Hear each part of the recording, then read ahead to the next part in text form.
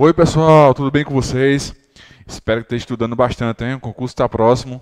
Vamos lá, hoje aqui algumas questões para a gente resolver. E eu trouxe questões de todo edital: Excel, Word, Internet, Windows XP e Windows 7, beleza? Não necessariamente nessa ordem, mas vamos lá. Vamos começar aqui com a questão do Excel 2003, que é o que nosso concurso pede, beleza?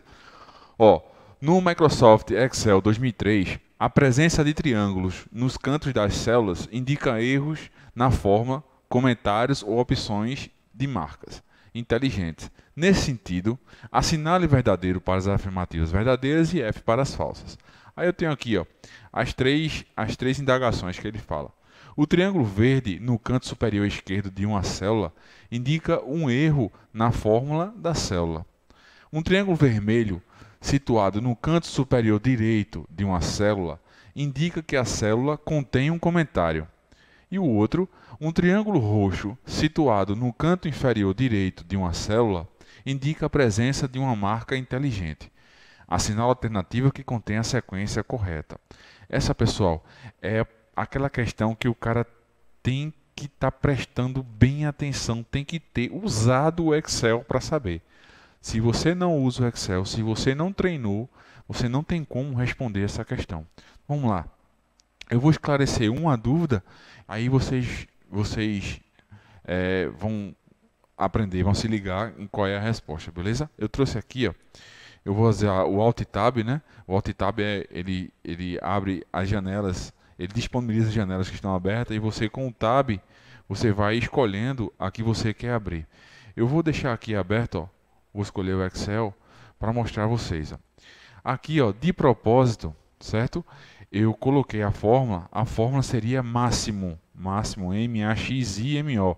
Eu coloquei máximo. Então, olha o que apareceu para a gente. Apareceu um triângulo verde, tá certo? Então, o triângulo verde significa erro na fórmula, tá ok? Então, vamos lá, vamos voltar aqui para o nosso PowerPoint. E a gente vai ver aqui, ó, o triângulo verde no canto superior esquerdo de uma célula indica um erro na fórmula, então a resposta está verdadeira. Se a primeira está verdadeira, então D e E a gente já descarta. Vamos para a segunda. Um triângulo vermelho situado no canto superior direito de uma célula indica que a célula contém um comentário. É isso aí, pessoal. A resposta está corretíssima. Você pode adicionar um comentário, por exemplo, que naquela célula você colocou tal fórmula. Tá? Um triângulo roxo situado no canto inferior direito de uma célula indica a presença de uma marca inteligente. Também está correto, pessoal. Que marca inteligente é essa? Por exemplo, você tem uma lista de nomes, tá? E você inseriu essa lista de nomes no Excel e configurou para quando clicar no nomes enviar um e-mail. Nesse tipo de exemplo, né? Aí, quando isso acontece, fica um triângulozinho roxo que indica que aquilo ali tem alguma configuração que vai fazer alguma coisa. Nesse nosso caso, seria que aquele nome está vinculado a um e-mail, certo? Então, a nossa resposta aí nesse primeiro seria a resposta A, beleza? É tudo verdade aí. Vamos para a próxima? Ó, aqui é fácil, nessa questão aí você não pode errar nunca. Se você errar, 200 mil passa na sua frente, tá certo? E essa questão foi bem debatida nas nossas aulas. Eu dei uma videoaula, depois no presencial eu comentei sobre ela também. Então você não pode errar uma questão dessa não, tá? Uma fórmula do Excel que pode ser usada para somar as células A1 e B1 é a seguinte. Então, se eu quero utilizar a fórmula da soma, então eu já sei que A, B e C eu descarto. Então eu já tenho 50% de chance de acerto na questão. Aí, qual é o básico da questão? Ó, é saber o seguinte, uma fórmula ela começa justamente com o sinal de igualdade e depois ela tem que ter o nome da função, justamente que é a função soma. Então, até aí, D e E está certo. Depois, para somar, a gente tem que pegar as referências. No nosso caso, as referências são A1 e B1. Também estão certos, na letra D e na letra E. Só que aí vem a diferença da questão. Lembra daquela que eu falei, que para você utilizar ou os dois pontos ou o ponto e vírgula. Que os dois pontos significam a palavra até. Você vai pegar de um intervalo, do primeiro intervalo até o último intervalo, da primeira referência até a última referência. Ou o ponto e vírgula você vai pegar essa referência e essa referência, certo? Então, no caso aqui eu só tenho dois valores, eu tenho A1 e B1. Então, se é I, B1, eu uso o ponto e vírgula. Então, nesse caso, a nossa resposta é a letra E. Beleza, pessoal? Então, muito cuidado, isso é um detalhe que às vezes o concurseiro deixa passar e perde uma questão dessa fácil, certo? Próxima. Ó, aqui eu tenho uma questão clássica do Excel, né? Considere a planilha abaixo do Excel, versão português do Office 2003. Isso aí. A versão que eu apresentei a vocês é uma versão em inglês, mas eu expliquei. Depois de um determinado ponto, de um determinado período de tempo, tanto a Microsoft, né, como qualquer outra empresa, ela deixa de dar suporte aos seus programas. Então, para encontrar a versão do Office 2003 em português, hoje é muito difícil. Eu demorei muito para achar e só achei a versão em inglês. Por isso eu apresentei para vocês. Mas na nossa prova será uma versão em português. Então, vamos lá, vamos tentar resolver aí. Ó. Temos aí a área de trabalho do Excel, né? A coluna é representada pela letra e a linha representada pelo número. Então, coluna A, B, C, D e de 1 a 8 preenchido, né? Vamos lá. Então, eu tenho A1 eu tenho produto, B1 eu tenho total com seus respectivos valores. Então, vamos lá. Analise as seguintes afirmativas sobre a planilha. O conteúdo da célula B6, aí a gente já vai para B6. Quem é B6? B6 está aqui, ó. B6, certo? Essa é a nossa referência. A referência que a gente vai estar ligada nela. Pode ser. Então, para eu obter esse valor aqui em B6, o que foi que eu fiz? Né? Eu utilizei uma fórmula. E qual foi a fórmula? Então, esse valor é um valor de uma soma. Então, eu já sei, eu tenho que vir para cá. Igual é o começo de toda a fórmula no Excel. Soma tem que ter o nome, então tá certo. E aqui eu já tenho dois pontos, tá certo? Então, quer dizer que eu peguei o intervalo de B2 até B4. Quem é B2? 450. Quem é B4? 369.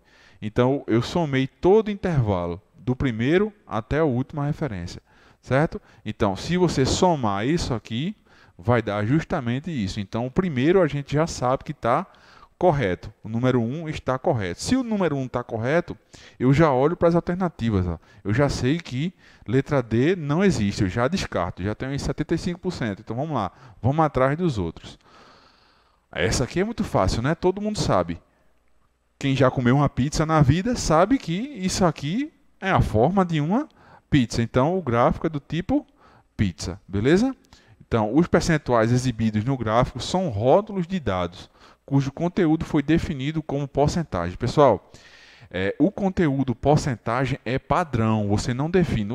Quando você escolhe o gráfico tipo pizza, ele já bota o conteúdo como padrão. Vê só, eu trouxe aqui, ó, novamente, eu vou pegar o Excel, certo? Eu trouxe aqui um gráfico, ó. Aqui embaixo tem um gráfico, tá certo? Eu gerei o gráfico com esses valores aqui, é tanto que ele seleciona os valores, tá certo? Então, quando eu boto em cima, veja lá, já é padrão do Excel, ó, já tenho lá 57% para o verde, eu tenho 14% para o azul e tenho 29% para o vermelho, é padrão, então não é programar, você não programa isso aí, o Excel mesmo já faz esse trabalho para você, certo? Então, na questão aqui, ó, o 3...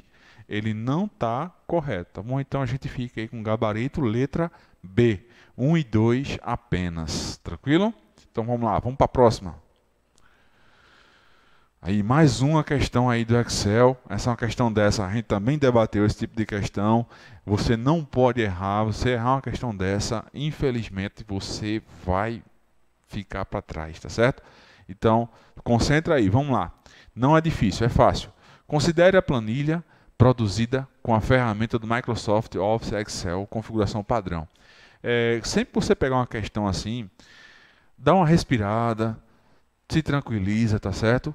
Para poder oxigenar seu cérebro, para você poder começar a raciocinar como essa fórmula funciona. Qual é a fórmula que a gente tem aí? Ó? Ao aplicar a fórmula igual conte.si, abre parênteses B2 até B10, ponto vírgula, abre aspas, menor que 20. O resultado será.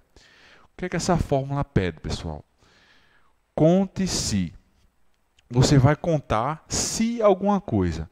Então, O que é que eu vou contar? Ó, ele deu um intervalo ó, de B2 até B10. Quem é B2? É 100. Quem é B10? 200. Então ele vai pegar dessa primeira referência com todo o intervalo até a última referência. E desse intervalo aqui, ele vai ver quem são os números que são menores que 20. O que é que vai fazer com os números que são menores que 20? Ele vai contar quantos desse intervalo aqui são menores que 20. Quantos são? Então vamos lá, vamos contar. 10 é menor, então 1. 3 é menor, então 2.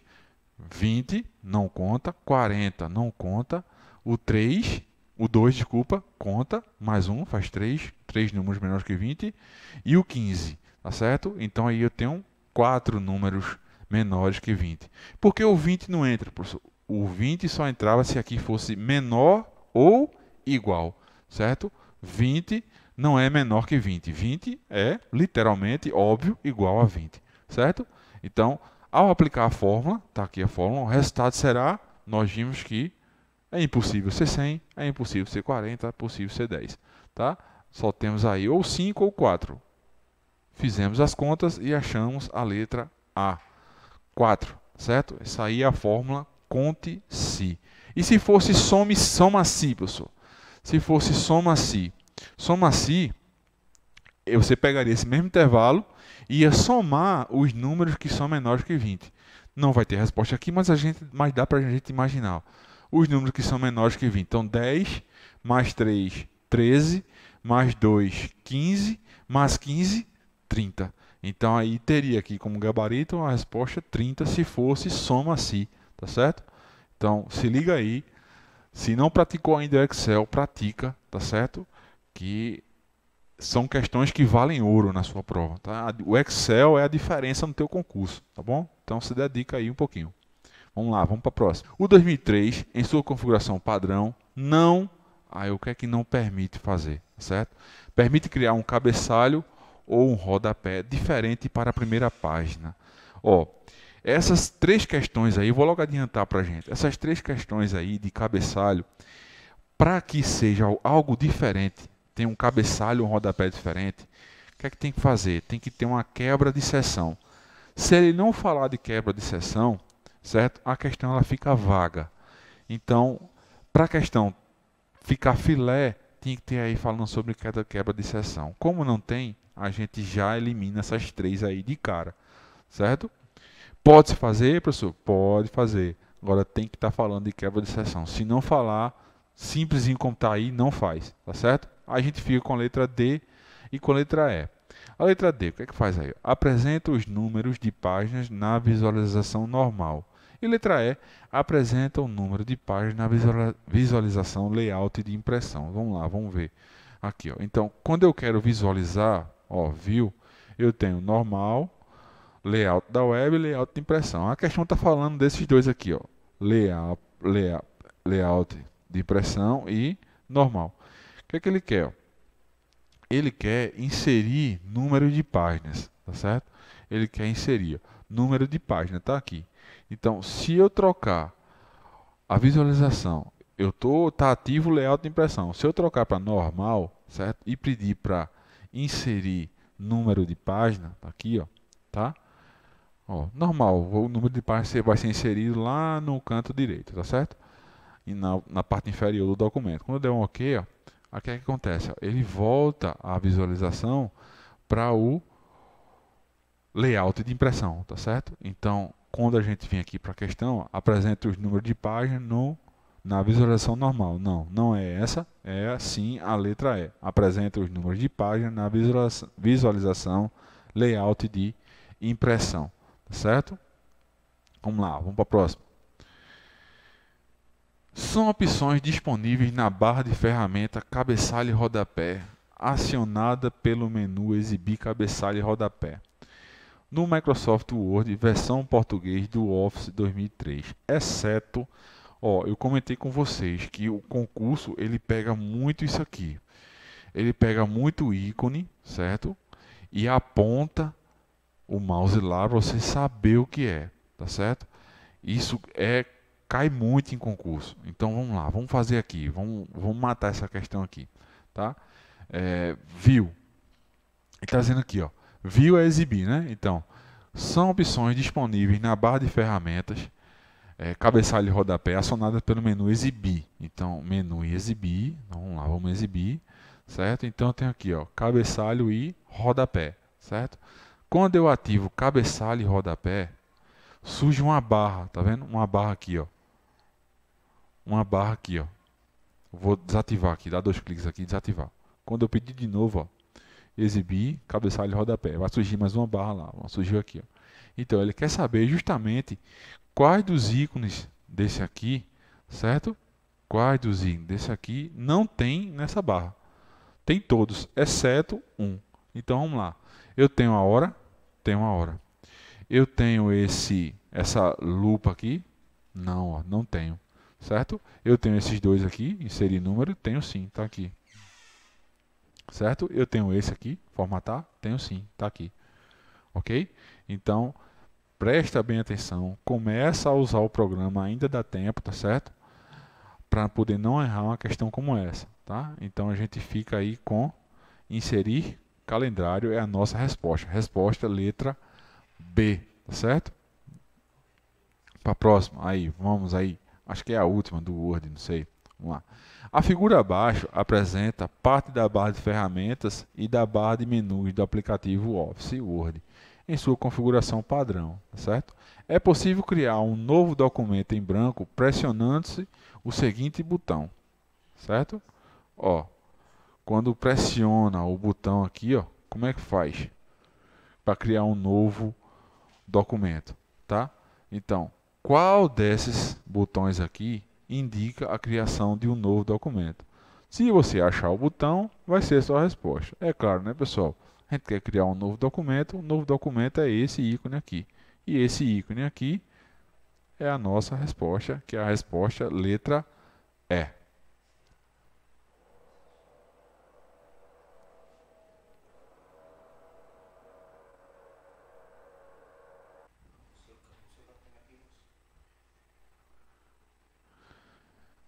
E aí, dando sequência agora, a gente entra nas questões do Windows XP, certo? Versão português, que vai ser a nossa versão. São opções de menu de contexto, acionado pelo botão direito sobre o arquivo txt. Exceto, então, o que é que ele quer? Quando eu clico com o botão direito no arquivo, vão surgir várias opções, certo? Dentre essas opções, eu não tenho uma delas que estão aqui. E eu tenho que saber qual é. Tá? Então eu tenho aqui o XP aberto. Estou aqui o XP aberto. E já estou aqui com uma pastinha e um arquivo, certo? Quando eu clicar com o botão direito, veja que eu tenho abrir, imprimir, editar, abrir com, enviar para, recortar, copiar, criar atalho, excluir, renomear e propriedades, certo? Só que eu não tenho a opção mover, tá certo? Então, mover seria aí a nossa, é a nossa resposta. Resposta letra D, ok? Então, mais uma vez eu peço a vocês aí, atenção, pessoal. Atenção, olha o sistema. Ah, professor, eu não tenho como olhar um XP. Tem sim, ó. Baixa esse cara, baixa o Oracle, a máquina virtual, certo? É fácil fazer, no YouTube tem explicando tudo como faz para você. Pessoal, isso aqui é tua vida, até o concurso vai mudar a tua vida, então eu acho que vale a pena o esforço de poder usar o sistema, tá certo? Então tenta aí, qualquer coisa me pergunta, eu ajudo, tá bom? Então vamos lá, vamos continuar aqui a questão. Então ficamos aqui com a resposta letra D, certo? Vamos lá, próximo. Sobre o gerenciador de tarefas do Windows XP em sua configuração original, analise as afirmativas abaixo. Temos 4, né? A primeira, pode ser executado com o uso de combinação de teclas Ctrl, Alt, Delete. Isso é verdade, pessoal. Esse primeiro aí já de cara é verdadeiro. Quando você usa Ctrl, Alt, Delete, você acessa o gerenciador de tarefas. Por que acessar o gerenciador de tarefas? Geralmente você está trabalhando, o computador trava. Então, tem alguma coisa no seu computador, né, que está atrapalhando o bom funcionamento. Então, você usa essa combinação de tecla para abrir o gerenciador de tarefa e finalizar o processo, tá certo? Eu vou mostrar daqui a pouco como é. A gente termina a questão e eu mostro como é, beleza? A guia Aplicativos apresenta todos os aplicativos abertos e seu status, não importa se executando ou não respondendo. Também está correto, pessoal. Vou usar aqui a tecla Ctrl Alt Delete, certo? Só para a gente ver aqui, Ctrl Alt Delete, tá? Iniciar gerenciador de tarefas. Então, na guia aplicativo, certo? Ele dá todos os aplicativos abertos e seu status, tá? E usei Ctrl Alt Delete, então o primeiro está valendo, certo? Tanto para o XP como para o Windows 7. Abriu aqui a janela do gerenciador de tarefas do Windows, então a guia aplicativos apresenta todos os aplicativos abertos em seu status, não importa se é executado ou não respondendo. Se por acaso tivesse algum aqui que não tivesse respondendo, ele mudaria o status, certo? Aí você clicaria no arquivo e pediria finalizar tarefa, certo? Aí o Windows ele encerra só aquilo ali, tá? E o computador volta a funcionar normalmente. Vamos lá. Aqui o terceiro. A guia desempenho apresenta 2 gráficos sobre a utilização da CPU e outro sobre a utilização da memória na forma de 2 gráficos utilizados em tempo real. Eu estou mostrando aqui o gerenciador de tarefas do Windows 7, mas o XP é praticamente igual, tá certo? Vamos lá. Ele está perguntando se na guia desempenho mostra gráfico. Claro que mostra. Mostra o CPU e mostra a memória, certo? Ok? E a última questão, a guia processos contém a utilização do adaptador e conexões de rede. A guia processos contém o que, pessoal? Não contém o que ele está pedindo, tá certo? Não contém o que ele está pedindo. Adaptador e conexões de rede. Isso aqui são programas que estão rodando por trás, certo? Chamado processo de background. Então, estão rodando por trás, tá certo? O Windows não é um sistema operacional multitarefa, multifunções. Então, programas, além do, por exemplo, do PowerPoint que eu estou usando aqui, está rolando outros programas por trás. Está rolando o quê? Está rolando a data e a hora, né? Está rolando a internet, o som, o antivírus está rodando também, e outros programas aí, certo? Vou fechar aqui. Então, se eu sei que o primeiro está verdade, o segundo está verdade, o terceiro está verdade, o quarto está falso, né? Até pelo gabarito, que a gente não tem 4 opções, só temos 3. Então, primeiro, segundo, terceiro verdadeiro, letra D. Tranquilo? Vamos para a próxima. Vamos lá. Em microcomputadores, versão desktop. Versão desktop é o computador de mesa, aquele que tem a torre, o gravador de DVD, mouse, teclado, certo? Com o sistema operacional Windows XP, a exibição da janela do gerenciador de arquivos e do ambiente gráfico, o Windows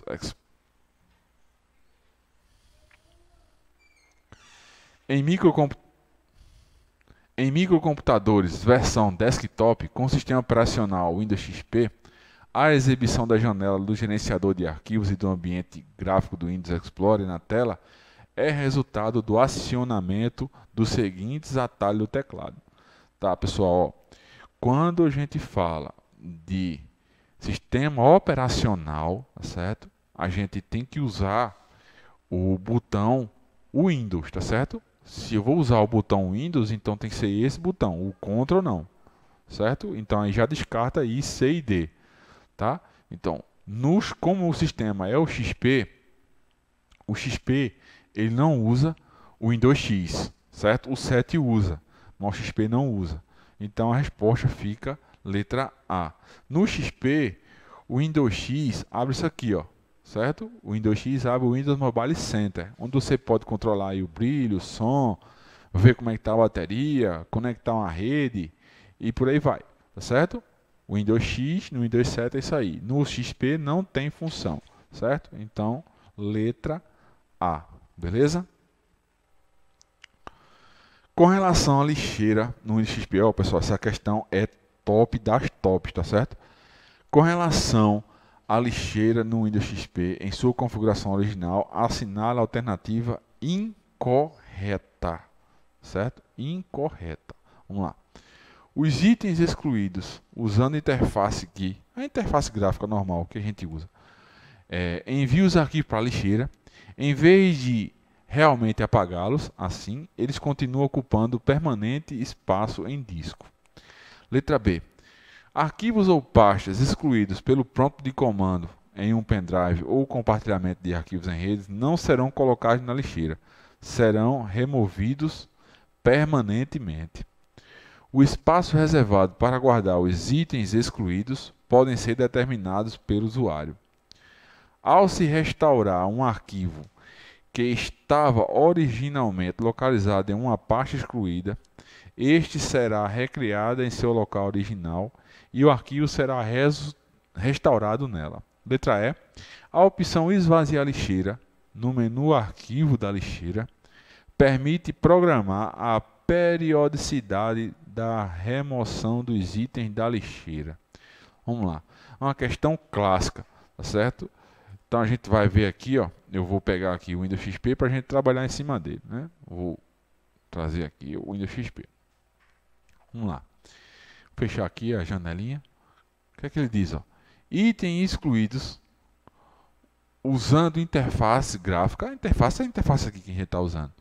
Envie os arquivos para a lixeira em vez de realmente apagá-los, certo? Assim, eles continuam ocupando permanente espaço em disco. Ó, pessoal, essa opção está correta, tá certo? Se você clicar em excluir, certo? Realmente o arquivo vai para a lixeira, certo? Só que tem aquela opção, né, de você usar o Shift Delete. Se você usar Shift Delete, clicar no arquivo e usar Shift Delete, vai aparecer a mensagem: deseja excluir o arquivo permanentemente do seu computador? Aí se você clicar em sim, adeus, bye bye, certo? Mas caso não use Shift Delete, o arquivo vai ficar na lixeira lá ocupando espaço, certo? Porque a lixeira ela reserva espaço. Deixa eu pegar aqui, ó, direito na lixeira, propriedades, certo? Ela ocupa espaço sim, tá? Olha lá, disco local, vê se aqui tem. Olha lá, espaço reservado, certo? O espaço reservado de quem? Do disco local C, beleza? Então, a minha lixeira desse XP aqui, ela tem 306 megas de espaço para ela. Posso aumentar e posso diminuir, certo? Como também eu posso configurar para não ir para a lixeira, ir direto e ser excluído permanentemente. Beleza? Então, letra A está correta, ele quer a incorreta. Então, arquivos ou pastas excluídos do prompt de comando em um pendrive, excluídos pelo prompt de comando em um pendrive ou um compartilhamento de arquivo em rede, não serão colocados na lixeira, serão removidos permanentemente. Bom, pessoal, essa questão ela também está certa. Ela também está certa. Só que tem que atentar ao seguinte: como serão removidos permanentemente, né? Obviamente você não recupera. E principalmente se for de uma unidade removível como pendrive e unidade de rede, certo? Pendrive, CD, DVD, unidade de rede. Você não tem como recuperar se você deletar um arquivo desses caras, tá certo? São removidos permanentemente, não recupera, tá bom?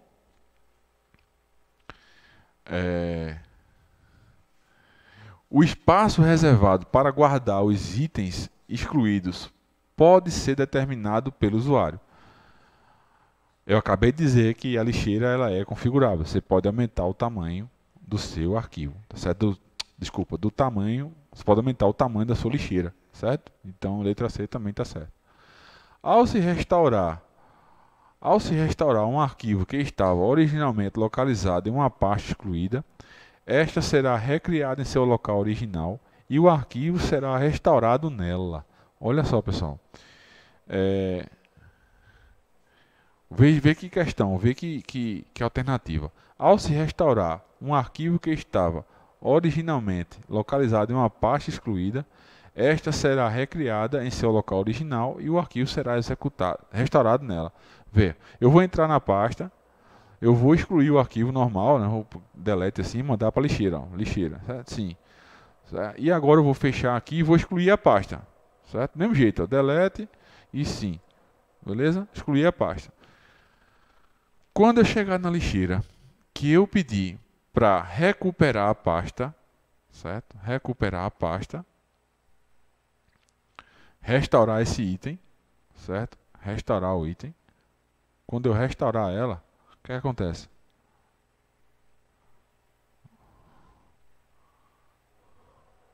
Não, desculpa. Quando restaurar o arquivo, viajei aqui. Deixa eu refazer de novo. Refazer aqui. Vamos lá. Mandei para a lixeira, certo? Quando eu restaurar o arquivo que estava dentro da pasta, ele recria a pasta no local original. E dentro da pasta está o arquivo. Veja, primeiro eu escolhi o arquivo, depois escolhi a pasta. Quando eu restaurei o arquivo, a pasta também foi restaurada, certo? Então, letra D aqui também está correta. Então, se a B, C e D está correta, só sobra a letra E. Vamos dar uma lida nela. A opção esvaziar a lixeira no menu arquivo da lixeira permite programar a periodicidade da remoção nos itens da lixeira. Então, vamos abrir aqui o XP. Vamos lá na lixeira. Tá? Vamos abrir aqui lixeira, menu arquivo lixeira. Aí esvaziar a lixeira. Ele está dizendo que esse cara aqui permite programar um tempo para esvaziar, né? Então, não vejo aqui nenhuma opção de programação, só vejo a opção que se eu clicar, realmente eu vou esvaziar, vou deletar essas duas pastas que estão aí, beleza? Então, a letra E é a opção correta, por ser uma alternativa que está errada, e ele quer a opção incorreta. Tranquilo? Vamos lá, seguindo aí. Marque a alternativa correta em relação às afirmativas abaixo, que tratam do Microsoft Windows 7 em sua configuração padrão de instalação. A combinação de teclas Alt e Shift possibilita alternar entre as janelas do programa ou arquivos que estão abertos no momento.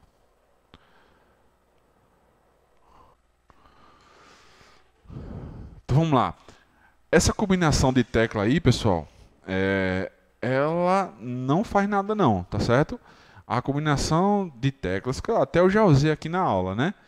Para alternar entre janelas é Alt e Tab, tá certo? Eu vou utilizar aqui, ó, Alt e Tab, tá certo? E eu vou alternando as janelas, apertando o Tab, ó.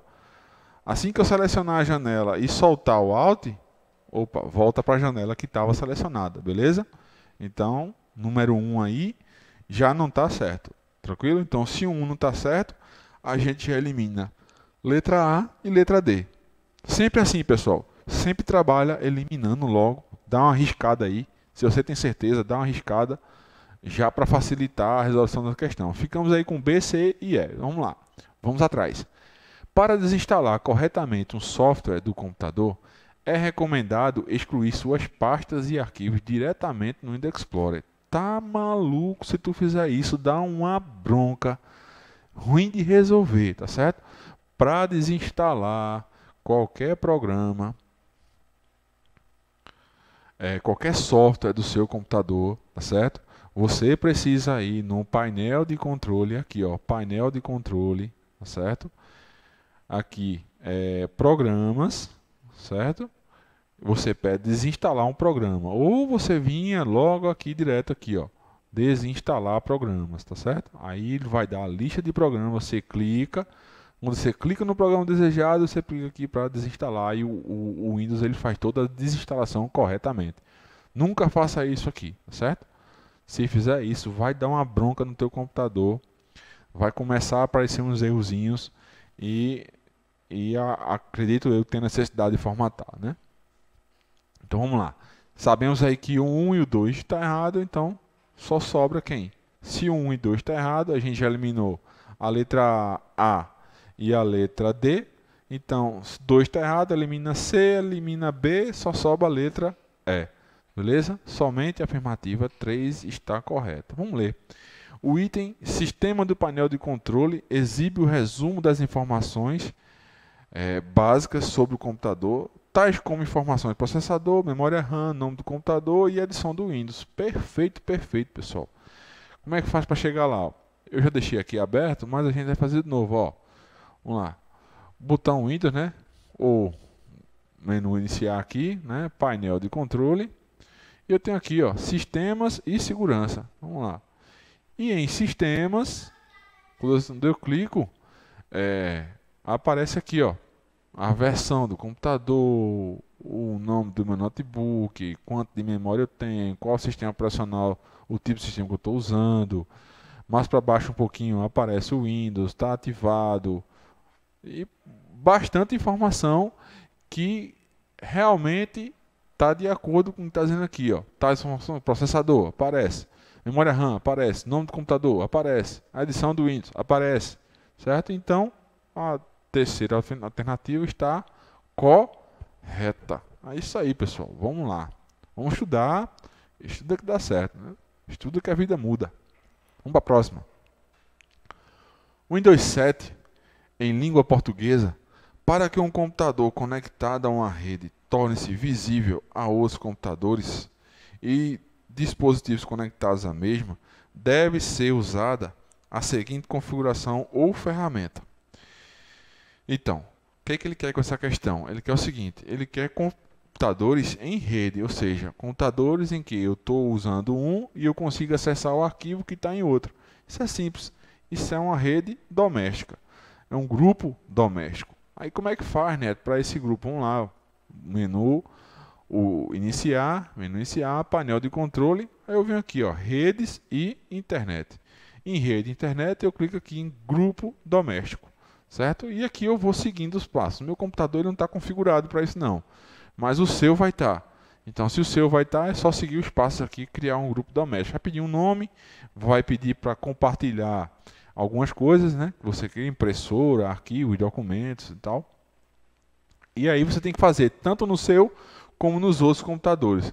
Lembrando, o grupo tem que ser o mesmo para todo mundo. E todo mundo é bom estar conectado na mesma rede. Por exemplo, aqui a minha rede é Júnior Silva. Então é bom todo mundo estar na mesma rede, Júnior Silva, no mesmo grupo doméstico, para não acontecer o erro, tá certo?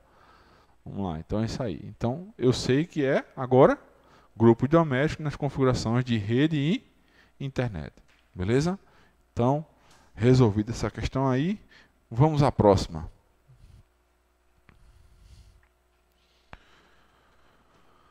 Arquivos e pastas possuem um nome, correto, que deve respeitar certas regras, correto também.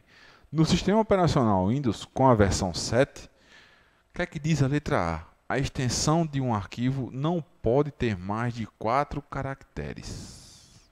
O que é que vocês acham? O que é a extensão de um arquivo? A extensão do arquivo, pessoal, diz que tipo de arquivo é. Por exemplo, se eu salvo um arquivo no Word, ele vai ter a extensão .docx, certo? Então, quem olhar docx vai saber que é um arquivo do Word. Se eu salvo um arquivo no Excel, vai ser XLSX, certo? Então, eu sei que olhando essa extensão, vai ser um arquivo do Excel, tá? Então, a extensão, ela diz que tipo de arquivo é. Vamos para a letra B?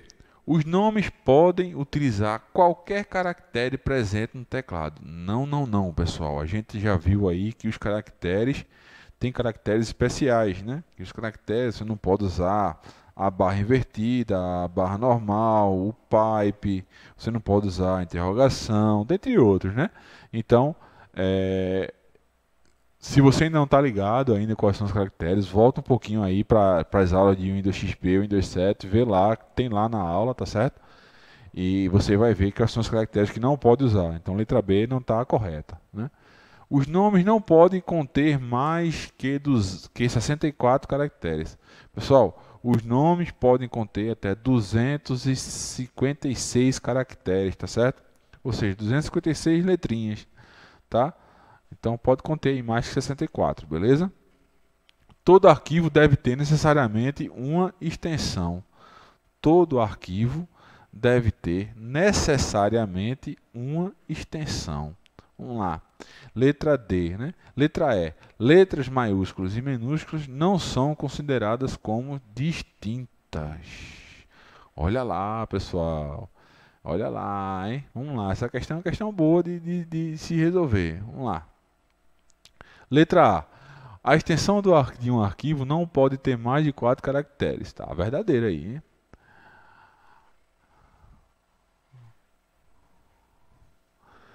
Não pode ter mais de 4 caracteres. Pode ter 3, né? Os nomes podem utilizar qualquer caractere? Não, está errado. Os nomes podem conter mais do que 64 caracteres? Não pode conter? Claro que pode, então está errado. Todo arquivo deve ter necessariamente uma extensão? O que é que vocês acham? Letras maiúsculas e minúsculas não são consideradas como distintas. E aí, pessoal? Vamos lá, vamos conferir aqui, né? Vamos fazer o seguinte, vamos pegar aqui, sair, né? Vamos criar uma pasta aqui.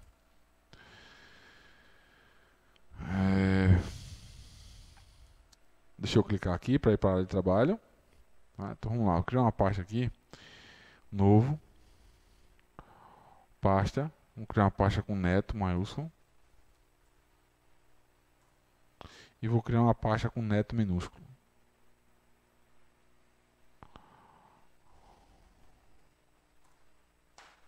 Certo?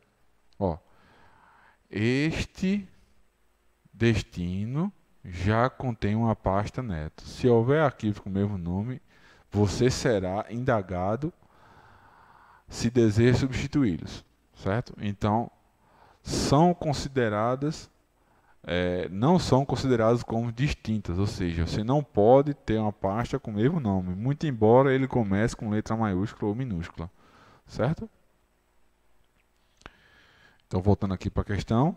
Letra E, letra maiúscula e minúscula não são consideradas como distintas, tá certo, né? Então o que é que ele quer aqui, pessoal? Ele quer, na verdade a questão não está dizendo se é certo ou se é errado, né? O que é que ele quer aqui? Eu acho que na hora de pegar, eu peguei uma questão com o enunciado faltando, né? Porque a letra A extensão de um arquivo não pode ter mais de 4 caracteres. Quer dizer, não pode ter mais, não pode ter, né? Então, A está errado. Os nomes podem utilizar caracteres presentes, também não está errado. A letra C está errada. Todo arquivo deve ter necessariamente uma extensão, para mim é mais correta. E letras maiúsculas e letra minúscula não são consideradas como distintas. São sim consideradas, não são consideradas como distintas. Não são consideradas. Então aí a gente anula essa também aí, porque para mim tá duas alternativas certas, né? Todo arquivo deve ter necessariamente uma extensão. Se você tem um arquivo que é de texto, se você tem um arquivo que é uma foto, se você tem um arquivo que é de página de internet, tem extensão. Se você tem um arquivo que é de música, então esses arquivos eles têm extensão. Então deve ter sim necessariamente extensão. E letras maiúsculas e minúsculas não são consideradas como distintas. O que é distinta? Distinta é diferente um do outro, certo? E a gente provou ali que, mesmo sendo diferentes, o Windows não deixa criar pasta com o mesmo nome. Então, para o Windows, elas têm diferença. Elas não têm diferença, tanto maiúscula quanto minúscula, certo? Ele faz sim essa operação. Então, a gente deixa aí suspenso também essa questão aí. Eu vou dar uma olhada de novo no gabarito, tá certo? Para a gente ver aí, mas para mim a mais certa é a letra D, tá certo? Todo arquivo deve ter necessariamente uma extensão. Isso aí, vamos lá, para a próxima. A barra de tarefa do Windows 7 aparece por padrão na parte superior da área de trabalho. Já está errado daí, né? Analise as seguintes definições e assinale a incorreta. Né? Vamos lá. A questão aí já entra na parte de internet, certo? A computação na nuvem refere-se a um modelo de computação que fornece acesso a um pool compartilhado de recursos de computação, computadores, armazenamento, aplicativos e serviços em uma rede. Letra B. Moeda virtual como o Bitcoin são moedas criptografadas. Trata-se de uma forma de dinheiro que existe apenas digitalmente. O Banco Mundial define as regras e efetua o monitoramento do comércio desse tipo de moeda. Letra C. A Dark Web é uma parte não indexada e restrita Deep Web e é normalmente utilizada para comércio ilegal e pornografia infantil.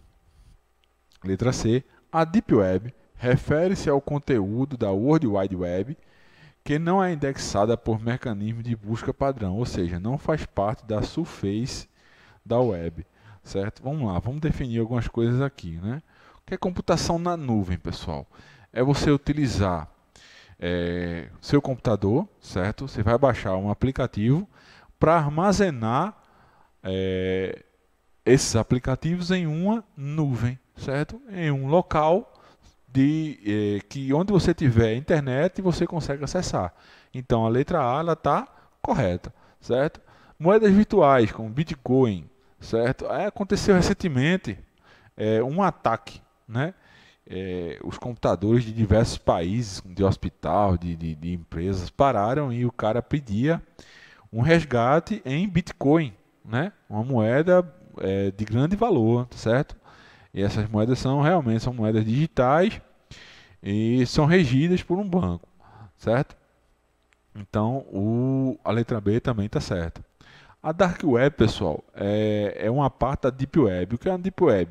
É como se fosse, a internet geral, imagina um iceberg. A gente sabe que o iceberg ele só fica uma ponta para fora, né? E a grande maioria dele fica submerso. Então essa Deep Web é como se fosse essa submersão aí da internet, tá certo? São sites que não são localizados, por exemplo, pelo Google, né? E se não são localizados pelo Google, não faz parte da Surface Web, né? Que é como você navega. A Surface é como você navega, por onde você navega, os meios que você navega, certo? E a Dark Web, pessoal, são sites, certo? Mas não é comércio ilegal e nem pornografia infantil, porque não é permitido, sabe? Os caras não são doidos de colocar pornografia infantil na internet, né? A Polícia Federal, a Interpol, a FBI, vai tudo dar em cima. Então, são páginas, tá certo? Pode até pesquisar aí no Google se quiser para ter uma definição melhor.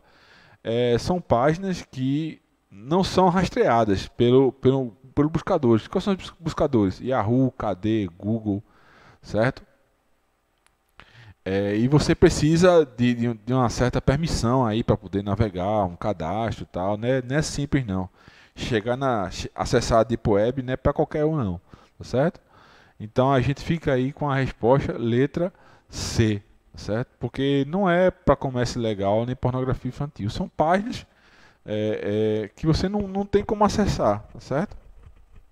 Normalmente pelo seu navegador, tá bom? Fica assim a definição para a gente, tá? Vamos lá. Como é conhecida a estrutura mundial de redes que pode ser acessada por todos os usuários com acesso controlado por protocolos? Cara, a gente trabalhou aí já 2 vezes essa coisa de protocolo, né? Então, se você está ligado, você já sabe que convenção não é letra C, né? Se você já sabe, está ligado também, internet é a rede geral, entendeu? Os protocolos estão dentro, não estão dentro, né? Os protocolos fazem parte da internet, certo? Mas não é essa a resposta. O que ele quer é achar um protocolo realmente. Qual protocolo é esse? Que protocolo é esse? Né? Que o usuário, quando acessa a internet, o protocolo rola por trás para poder trazer informação ao usuário. Então não é força, claro que não é. Não é internet, porque a internet aí está como um modo geral. Não é convenção, não é hard reset, uma reinicialização forçada, né? Sim, e sim o TCP/IP, né? É o protocolo de comunicação, né? Um protocolo que faz a comunicação entre máquinas, entre dispositivos na rede, certo? Através, como se fosse o protocolo mãe, né? E os outros protocolos fossem os filhos, como a gente viu o FTP, a gente viu o POP3, nós vimos o SMTP, né? Vimos alguns protocolos, HTTP, HTTPS, o DNS, certo? A gente viu aí alguns protocolos. Então, nessa questão aqui, ele quer saber sobre protocolos. E o único protocolo que a gente tem aí é a letra E, o TCP/IP, que é o protocolo raiz, certo? Os outros são, digamos, subprotocolos desse aí. Todos os computadores que acessam a internet recebem um único endereço, que é normalmente o número 32 bits, representados por 4 séries de números que vão de 0 a 255 e são separados por pontos. O que ele está dizendo nessa questão? Ele está falando sobre endereço IP, tá certo? Esse endereço IP são 4 números, tá certo? Por exemplo, o endereço IP 192.168.0.0. Esses números são separados por ponto, 92.168.0.0, certo? E esses números em binários, né, a gente transforma ele em zeros e uns, tá? E no total eu posso ter um número que vai de 0 a 255 em cada octeto. Octetos são justamente esses 192.168.0.0. Cada 3 números desses a gente chama de octeto, tá certo? E esse octeto ele vai de 0 a 255, tá? Quando um usuário envia uma mensagem a outro usuário na internet, a mensagem é decomposta em pacotes que contêm seu endereço de destino. Seria muito fácil lembrar endereços compostos por sequência de 12 números para se enviar uma mensagem. Por isso, seria muito difícil, né? Seria muito difícil lembrar endereços compostos por sequência de 12 números para se enviar uma mensagem. Por isso, um determinado sistema converte esses endereços numéricos em nome de domínio. O nome de domínio é um nome alfanumérico que corresponde ao endereço de 32 bits exclusivo para computador conectado à internet. Para acessar um computador na internet, utiliza-se o nome de domínio, não sendo necessário digitar o endereço numérico do computador. Isso também foi explicado nas outras aulas da gente, pessoal. A gente que eu quero digitar, eu quero acessar o Google. Imagina eu acessar o Google digitando assim, ó, www.192.162.255.255.com.br. Imagina toda vez eu ter que digitar o Google desse jeito. Então, foi que foi feito. Criou-se um protocolo, né? Criou-se um sistema que converte esses números em nome de domínio. Ou seja, ao invés de eu digitar 192.168.255.255, vou digitar Google, certo? Então, o sistema que converte os endereços numéricos citados no texto para nome de domínio é conhecido como... É o único que tem aí, pessoal. Não é HTTP, não é ISP, não é DNA, não é IPC, só sobra o DNS, que é Domain Name Service, tá certo? Próximo. Nos navegadores browser da internet típicos, quando são acessados alguns sites específicos, é apresentado um ícone com o cadeado junto à barra de endereço do navegador. A apresentação desse cadeado indica que o conteúdo do site acessado é livre de vírus? Nem sempre. Há necessidade de possuir uma senha para acessar o conteúdo do site? Nem sempre também. Você pode acessar um site que não precisa de senha, né? Por exemplo, www.americanas.com é um site que não precisa de senha. A não ser que você vá comprar, né? Você vai comprar e tem que ter o login e a senha. O conteúdo do site tem acesso privado? Nessa forma que colocaram aí no enunciado, não. Certo? A conexão do navegador com o site é segura. Essa sim, pessoal. Essa sim é a resposta. Certo? Quando aparece lá o cadeadozinho é porque a senha... Desculpa. A conexão do navegador com o site está segura. Tá certo? Você pode colocar lá um site e vai aparecer HTTPS. A hora também aparece HTTPS se você colocar login e senha. Certo? Que seria uma intranet. Certo? o site apresenta restrição de acesso. Não, senhor. Aí, ó, a conexão do navegador com o site é segura. Você pode colocar lá www, ou então faça melhor, bota assim http://www.americanas.com. Quando o site abrir, você vai ver lá o cadeadozinho do lado da URL, que é o endereço do site. Tranquilo? Então, pessoal, a gente encerra aqui. Espero que tenha sido proveitoso para vocês, né? Peço desculpa alguma falha, né? Estuda bastante, que vocês vão conseguir aí o tão sonhado concurso público, beleza? Vamos lá, um abraço. Espero encontrar vocês dia 15 lá em Caruaru na aula presencial, beleza? Forte abraço, estuda que a vida muda. Valeu!